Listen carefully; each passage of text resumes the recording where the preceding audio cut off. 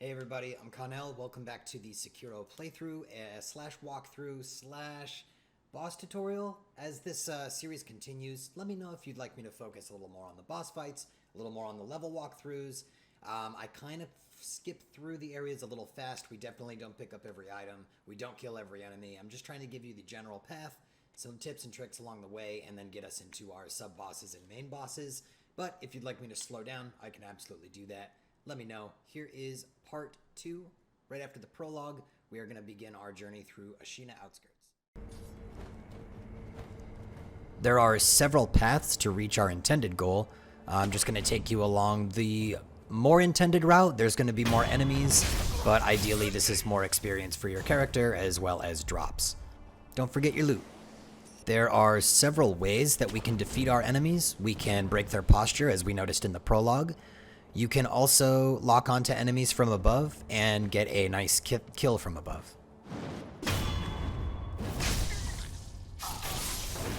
In many cases, there's also the option to sneak up on an enemy from behind and get a stealth kill that way.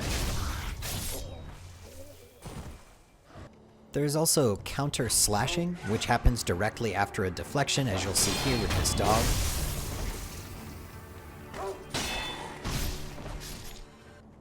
Now, this enemy is actually capable of being skipped if you wish. However, if this is your first playthrough, I recommend against that and actually fighting him. A little bit tougher than our last sub-boss. However, an excellent test of all of the skills you've learned so far. You'll need to dodge, counter, deflect, and strike. And knowing when to do each of those is part of learning the game.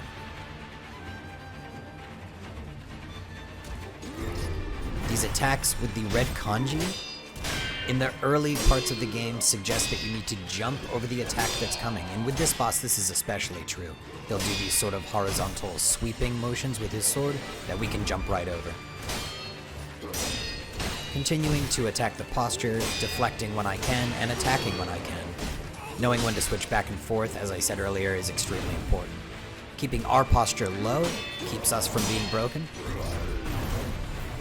I backed away there because my posture was dangerously close to being broken, and I'd rather take the time to get that back down rather than relentlessly attack and risk losing my posture.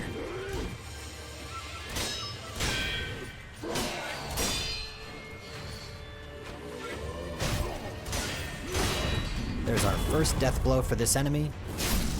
As we learned earlier, some enemies have more than one life bar, so on to the last life bar for this guy. There's the jump over that attack. Those are unblockable. This is why we jump over.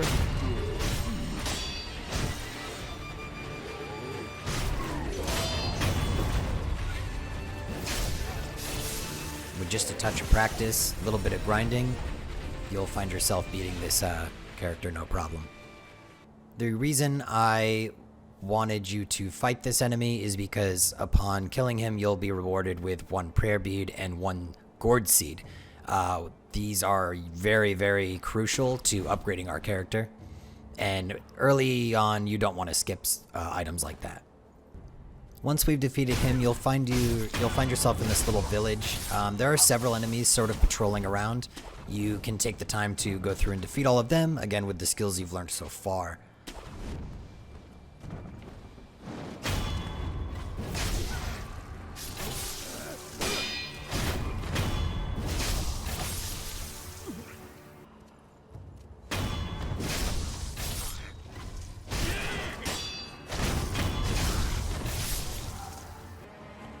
After you handle all these villagers, along this path, it's going to keep dropping you just a few more on-screen hints. There's a small house there on the edge of the cliff that we're going to head towards to retrieve an item that's going to open up another area for us in the future. We'll circle back around to that later. Inside here you'll find this woman. She's holding this bell. She's going to ask you if you've seen her son. We're going to hold on to this and take this back to the dilapidated temple to open up another area of the game.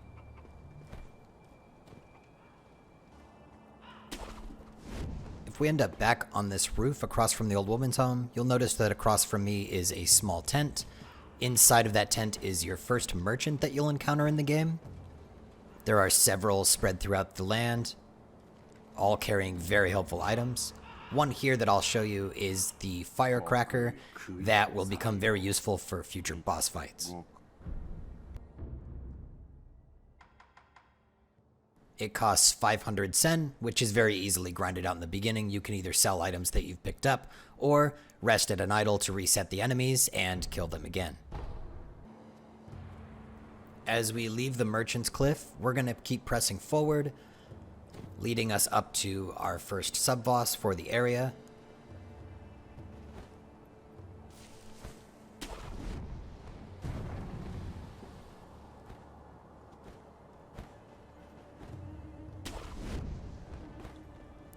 Running across this building here and past this giant chicken or rooster, you'll find another idol to rest at.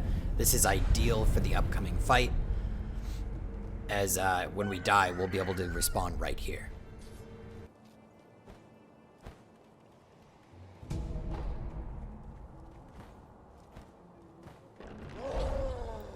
You'll notice in this attempt, as I push up the left side towards the chained ogre, I'm actually going for a stealth kill there. The reason it fails, and the reason I wanted to show you that it fails, is there's an item that we can pick up earlier in the map called a Gaichin Sugar, which will actually make us invisible. You'll also notice here that unless you've died before, our death will actually trigger an event, which will allow us to unlock our resurrection skill, and this is also crucial for game progress. The ogre has a degree of kicks, slams, and grabs. As I die here, I'm going to go back and show you where to pick up that sugar so that we can attempt this boss fight from a different viewpoint. So, we've just been defeated by the ogre. I'm going to push us backwards just a little bit on the path. It's not very far away at all, and I'll show you one placement where we can find the sugar. You'll push back just far enough to go up this wall. You'll see an armed guardsman at the top here. We're just going to go ahead and stealth kill him and get him out of the way.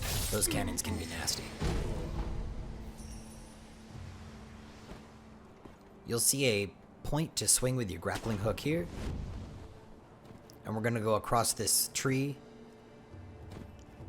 And right across the gap, you can see the item that we're looking for. Not very far away from our fight at all. There's of course routes you can take on your way to the ogre. I just wanted to demonstrate what it looks like with and without this sugar. We'll just go right back the way we came, towards that boss fight.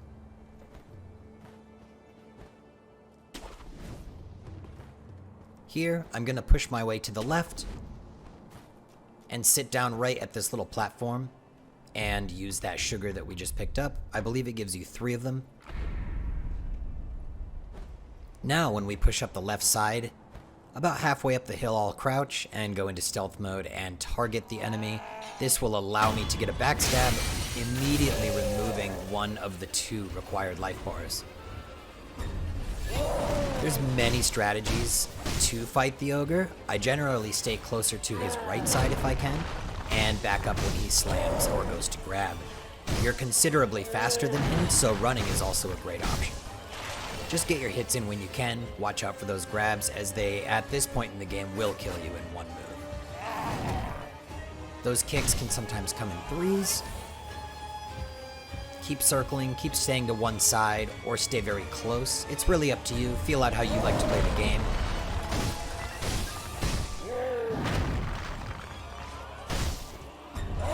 You'll notice briefly as he swings and misses those grabs, that the grapple symbol will appear on the board that is imprisoned.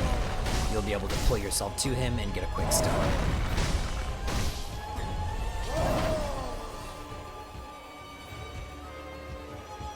As with most attacks in this game, these kicks that come in can be deflected.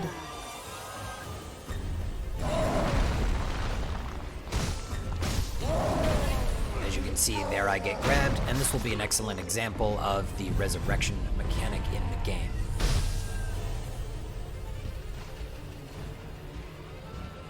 The amount of resurrections you have are labeled right above the health bar, and when you're out, you'll see that sort of black ink scratch go through them. Here's a kick deflected, as I said earlier, as with the elbow drop.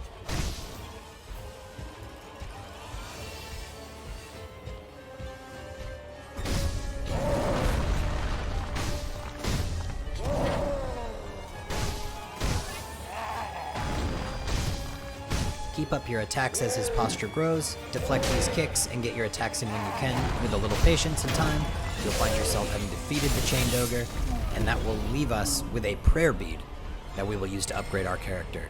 Also, you will unlock the Medicine Rank 1 as we go to acquire our skills at the idol. Gonna leave it right here for this part. When we get back into it, we will take on the rest of the path and push up to our first main boss. We'll see you next time. Thanks for watching.